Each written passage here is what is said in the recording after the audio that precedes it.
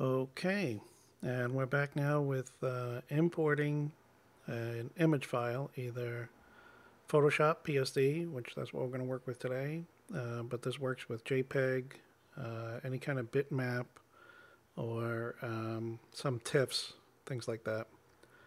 We're going to bring it in for survey purpose. So I have a survey that was sent to me that was it was a Photoshop, very poor quality and tabloid size. And we're going to see what we can do with it. Um, so a couple of housekeeping things. One is, as you can see down here, I have my typical snap points on, which is snap to object, snap to angle, and also snap to intersection. I find these very useful during the import process. What I'm going to do is also I'm going to organize this in a way that makes it easy to remember where things are. So I'm actually going to create a new layer called survey. And I'll edit the properties for this. I just want to keep it the same as everything else at 1:1 right now for the scale. I'm going to put it on the top of the stacking layer for now. I may change this later. And I'm going to keep the opacity at 100%. And I am not going to georeference this. So I click OK. While I'm in the organization panel, I'll also create a new class called survey dash or hyphen image import. I do this to make it easy to turn the actual image on and off through the design process in case there's some information on that survey that I need to access for something, but I don't necessarily need it right away. Pardon me. So I'm going to edit the properties after creation. I'm going to use a creation. I'm going to leave the fill for now, and I'm going to leave the pen. I probably am not going to draw on this layer. In this class. I'm going to leave the opacity at 100% for now, and I'm going to click OK. I'm also going to create a new class called survey dash trace. And I use this to trace over items that I want off of the survey, particularly one like this of poor quality. So I click OK, and same routine, use a creation. On this one, I don't want any fill. I just want to have some lines, and I'm going to leave it solid. I'm going to pick a color that I would not use normally in design, and this bright red. And I'm going to fatten this line up a little bit. I'm going to leave the opacity at 100%. Click OK, and OK. Now, before I bring in the image, I want my active layer to be survey, which it is. And I want my active class to be the survey import, which it isn't. So I can just come here, survey image import. I could have done it over here as well. Just clicked right here. It doesn't matter which way you do it. Come here to File, Import, Import Image File.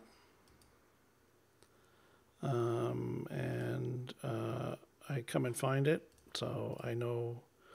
I try to keep myself organized so I know where things are. So here we are, Arbor Design, that's the name of my business. I know that it's a current project. I know the last name of the client.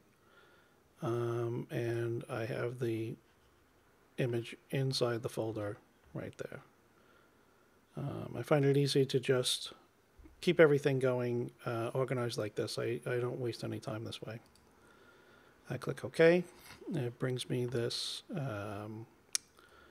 dialog box, just basically talking about the name of the file, what it is. It's telling me it's going to bring it in at this compression method. I'm actually going to bring it in a little bit higher and see if I can get a little bit better quality out of it. I don't know what's going to happen. And the same as the other things, there's this reference panel here that I am not going to use. It's used in big offices to try to limit the size of the drawing file. Creates a link instead of actually bringing in the image. I'm going to click OK, and here's the image. And it's not rotated in a manner that I want. So there's couple different things I can do there. This does have a graphic scale, but you can see there's no snap points. But what I'm going to do here instead is I'm going to try to use something that I know the distance of, like this line right here, 15.45 feet. That might be easier to scale if I didn't have the graphic scale on the bottom. So what I'm going to do now is making sure that my bitmap is chosen, which it is. I come to Modify, Scale Objects. I'm going to use my Symmetry by Distance. And I'm going to click here, and from here to here is going to be 15.45 feet. Click OK. Now I can't see it. I'm zoomed way in. You can see by the ruler bar right here. But I know that my bitmap is still selected right here in the Object Info palette. And so I just come to my navigation tool here called Fit to Objects. And I fit to object. Now, what I'm going to do is I'm actually going to rotate this based on the angle of the house, because I know the house is more than likely is going to be square. So I come to my rotate tool. I'll zoom in. I will pick one corner here, and then that sets my anchor. And then I'll come here and pick the other corner. And because I have my snap to angle selected, I will zoom way out so I can see what I'm doing. And I want that to be vertical. So the frame is actually indicating to me that I'm turning that whole page, even though it doesn't look like it's the whole page, because it's the frame, it'll catch up in a little bit. And now that's telling me that that's vertical. So let's see, let's come in here, take a look. It doesn't really look that vertical, so I'm actually going to try it again. It's close, but not really there. I'm going to come here, I'm going to come there, and I'm going to zoom way out again. And it says that's vertical. And now that looks a little bit better right there. So let's see. Okay. So this is going to take a little bit of extra work because it is so poor. So the first thing I'm going to try to do, it doesn't always work, but what I'm going to try to do is have Vectorworks trace over all the lines, and we can see what that looks like. If it works, great. If it doesn't, then we'll have to go the old-fashioned method. At any rate, I know that my bitmap is selected from my Object Info palette. I come to Modify, Trace Bitmap, and it's asking me, this is the, actually I think this is the default. And I'll click OK, and you'll see on the bottom right here it says Trace Bitmap. It's working. Okay, let me zoom out a little bit and drag this away. And this is what it traced. And I'm going to say that's not really a good trace. So I am actually going to delete this because that's not working. I have had it where it works perfectly. It looks really good, and you can just trace over it, but this one is not. So what we're going to do actually is create another class called guidelines. Okay. And this I'm going to use, sometimes I use red, a lot of times I use red, but I'm already using red here for my trace, so I'm actually going to make it blue instead. And I'm going to keep it fairly thin. And I'm going to have no fill. And I am going to use it at creation. And I am going to keep the opacity 100%. Click OK. And OK. Okay, so I know that my house is going to be mostly square. So I'm just going to pick a spot here. That's vertical. I'm sorry. I messed up. So this is a line. In my object info palette, you can see it says line. But it's in the survey image import, and that's not where I want it. I want it under guideline. And so I need to remember to change my active class to guideline, which it is now. Okay, so now that is guide. You can see that it's blue. So I'm going to come here and I'm going to make this horizontal. I'm going to come here and make that vertical. I'm going to come here and make that horizontal. I'm going to come here and make that horizontal. This is horizontal. Vertical rather. This is vertical.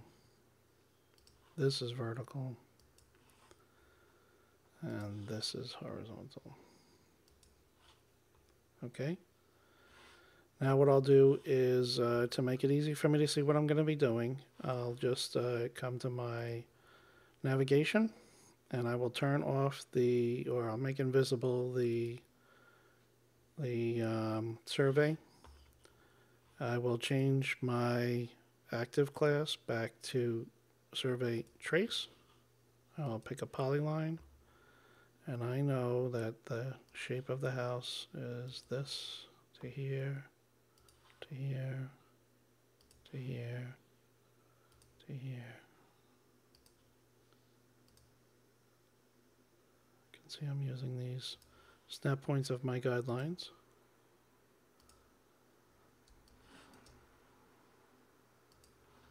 And now I have the shape of the house. Now to avoid confusion, what I'll do is I will also make the survey trace invisible, and I will make guidelines my active. So I only have the guidelines, which I don't need anymore. I'm going to select all of them. I'm going to delete them. Put this back on. There's what I think the structure is. And here it is, and it looks pretty good. Okay? All right. Now the other thing I need is the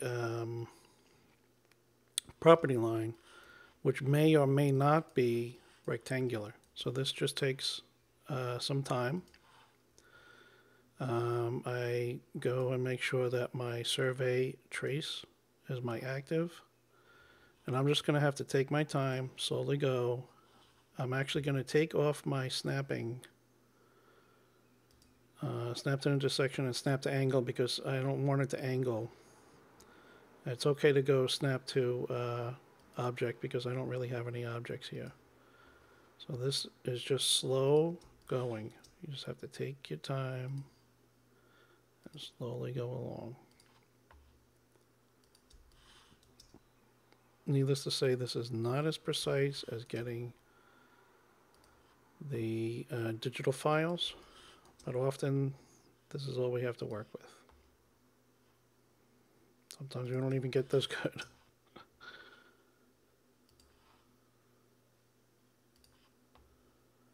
You can see what I'm doing is just trying to hit the middle of the lines that appear there.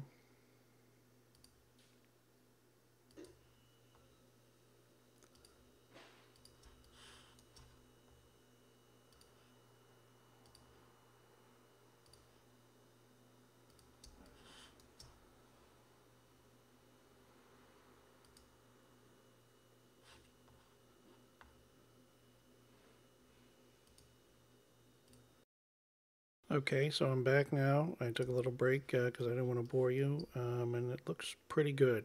Now, if I want to check this out, I actually can just come in here and reduce the opacity. Okay, I have the bitmap selected. I come right here to the opacity and the attributes panel. I reduce it down a little bit, and you can see it looks pretty good. So I'll put this back to 100 so I don't forget what I did. And now what I can do is I can hide the survey image import, and here's my property line and my structure. Those are the only two elements I'm going to do for this one. Now what I do is I actually create a new design layer called existing or base plan.